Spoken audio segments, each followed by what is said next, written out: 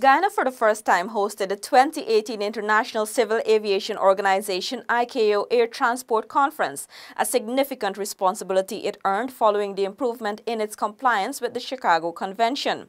In this week InfoHub Extended, we look back at the air transport meeting, which ran from November 21 to 23, 2018 at the Arthur Chong Conference Center. Present were 400 representatives from 192 countries, including Singapore and several African nations. Aviation is a crucial driver of economic, social, and cultural development.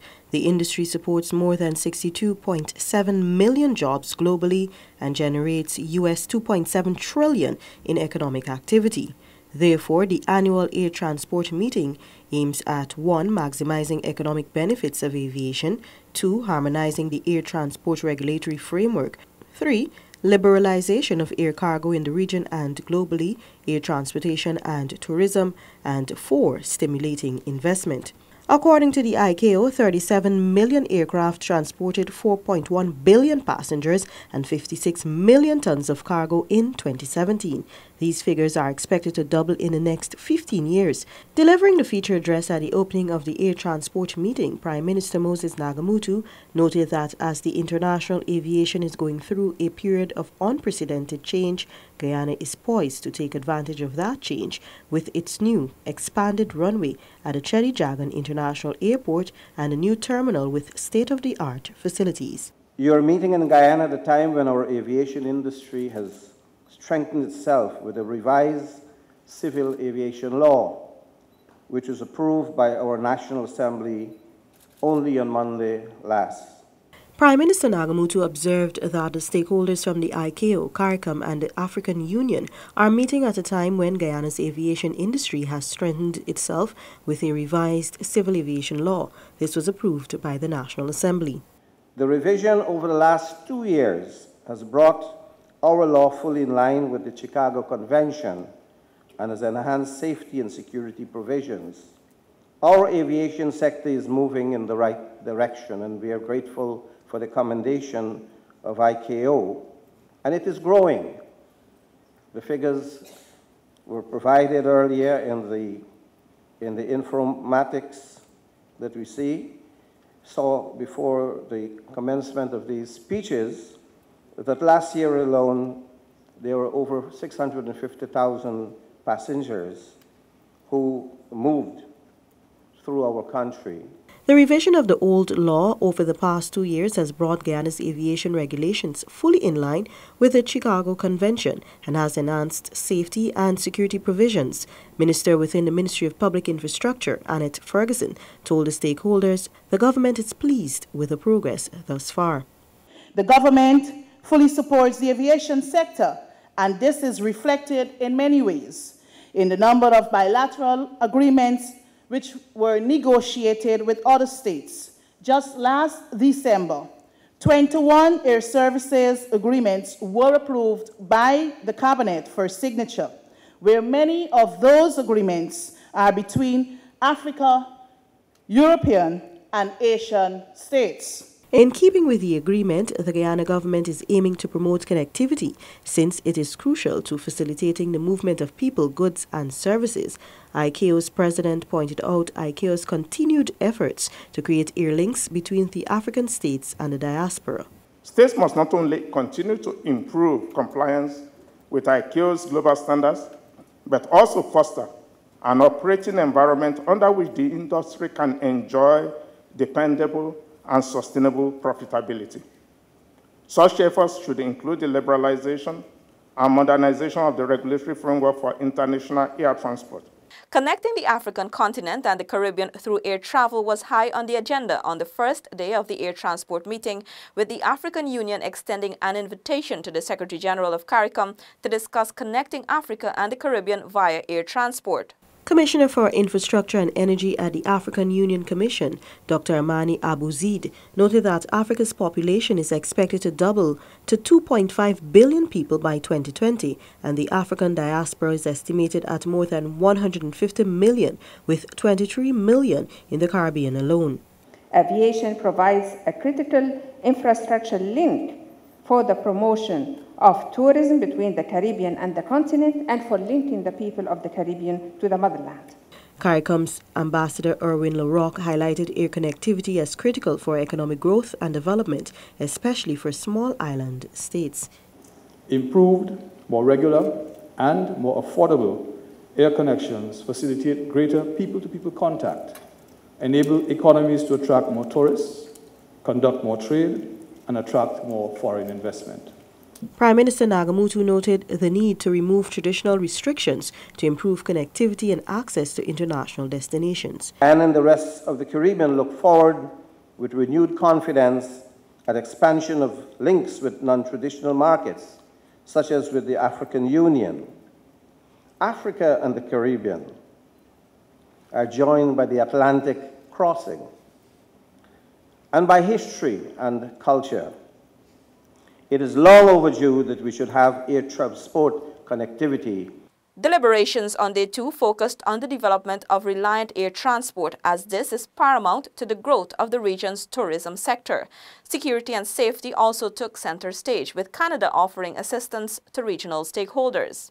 Tourism alone contributes greatly to the gross domestic product of many of the region's economies, including Guyana, and as the second day of the air transport meeting got underway in Georgetown, safety and security in the sector were on the agenda.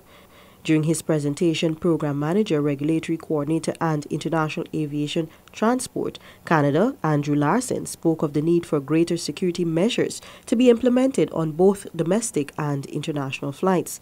Larson says Canada stands ready to lend support in this area to the region. At Transport Canada, one of the ways that we're trying to improve aviation safety is taking a bit more of a collaborative approach. As most of you will know, the regulator, we have multiple tools in our toolbox to be able to try and improve safety. The most common, of course, is through legislation and through regulations.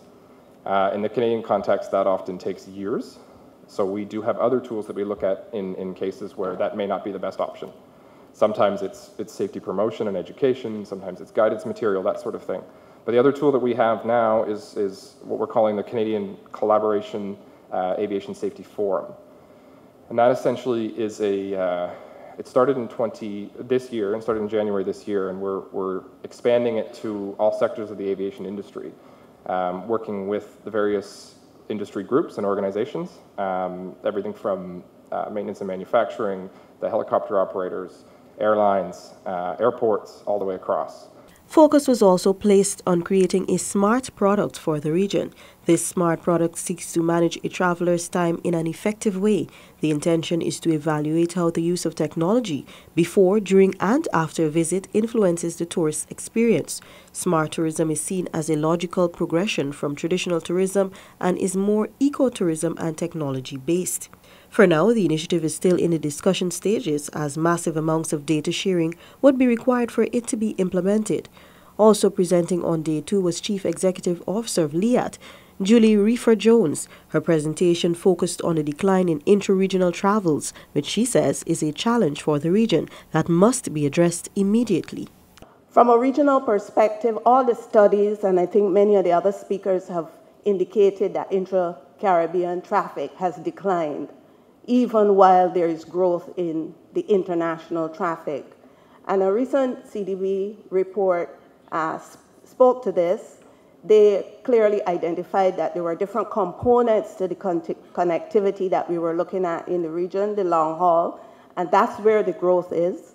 Intra-regionally, there is a very steady decline, and this decline has been in this trend in terms of the decline has been in place since over the last decade, I would say. Director General of Trinidad and Tobago Civil Aviation Authority Francis Regis told the stakeholders that everything must be done to ensure investments made to this aviation sector ensure its growth. It is suggested that the demand by tourism for air travel will continue for the foreseeable future, accounting for 50% of international tourism traffic. This will not happen without reliable, predictable air services provided by modern aircraft.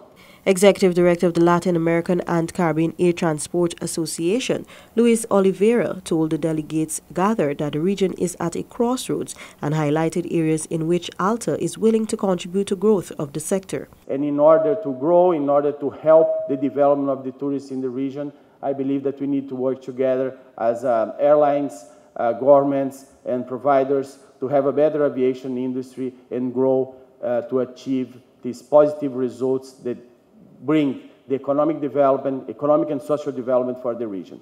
As the air transport meeting continued, the government signed a memorandum of understanding and an air service agreement which will see direct flights from Guyana to Aruba and Ghana in the near future. The MOU was signed on the second day. Director General for the Guyana Civil Aviation Authority, GCAA, retired Lieutenant Colonel EGBERT Field, said the initiative began a few months ago after Aruba Airlines signaled its intention to begin flights to Guyana. Temporary approval was given to them to conduct their operation. We did not wait until this document was signed. It was in the power of the Honorable Minister and the government to give temporary approval, which we did while this process was entered into. The legal team exchanged their reviewed material, and this has culminated in this signing today. Acting Director General from the Aruban Civil Aviation Department, Anthony Kirshner, said he considers the signing as the beginning of discussions for further MOUs and agreements.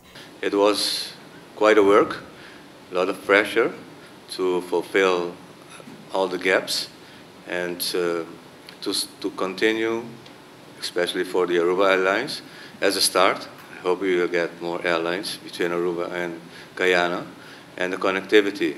Because we don't have a straight flight.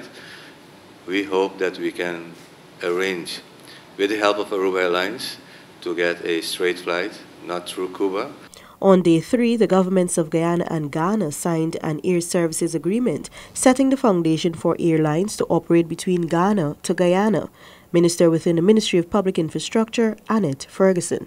With this agreement, and also the benefits to be derived is that we should be able to see a shorter travel arrangement, travel time, right, between passengers who would want to travel from the Caribbean, specifically Guyana, to Africa. It was disclosed at a meeting that a recent assessment found that it usually takes more than 38 hours from a Caribbean country to Africa.